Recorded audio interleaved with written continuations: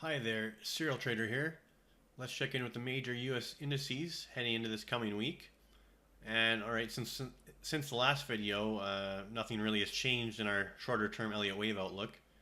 Definitely still looking higher in what could potentially be a minor wave 5.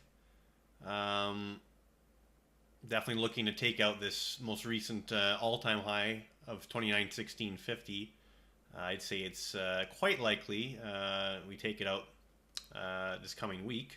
We're not very far away from it, so we've closed at 2904.50 as of Friday. So we're just over 10,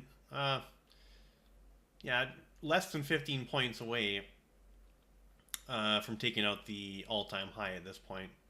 So it wouldn't take much, and then I would expect some sort of follow through if we do break the high. As usually there's momentum chasing that takes place once key levels get broken.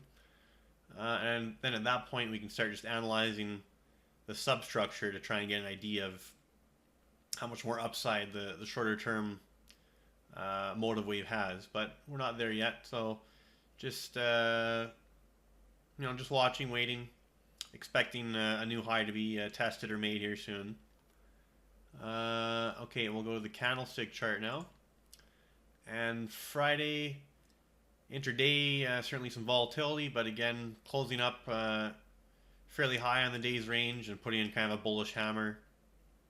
And once again, above the 3T line and the T line, all moving averages rising. Stochastic oscillator nowhere near overbought, so certainly the door is still open by all these tools for further upside. And nice long lower shadow again on that hammer style candlestick. So certainly a rejection of those lower prices. Definitely some underlying bullishness being displayed there by the candlestick. Alright, we'll go to the Dow Jones Industrial Average. And I don't imagine the story's a whole lot different here. So the Dow just did a doji day. Did still close slightly higher than the close on Thursday by the looks of it, but relatively unchanged, we could say, on a closing basis. So just a pause in the trend perhaps, but still above the T line and the 3T line. All moving averages are pointing up in alignment. Stochastic oscillator is not overbought, so the Dow very much open to further upside here, much like the S&P. Let's see here now, NASDAQ composite. And how are we doing on the NASDAQ? So the NASDAQ, much like the Dow, just a doji star day, quite indecisive, barely changed on a closing basis, down 0.05%, so essentially nothing. And the 3T line is above the T line, and we've closed above both the 3T line and the T line. All moving averages in bullish alignment here.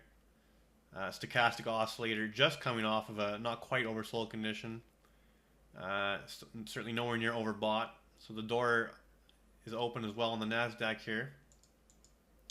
It does look, just based on shorter term trend here, it looks a little weaker than the Dow and the S&P, although that can be made up for quickly with any kind of follow through here. And interesting though to note, we are just kind of dancing along this trend line that was previous resistance, or previous support on the way up. That would be kind of a bearish development if it now acted as resistance and we couldn't get back above it. But we'll see how this week plays out.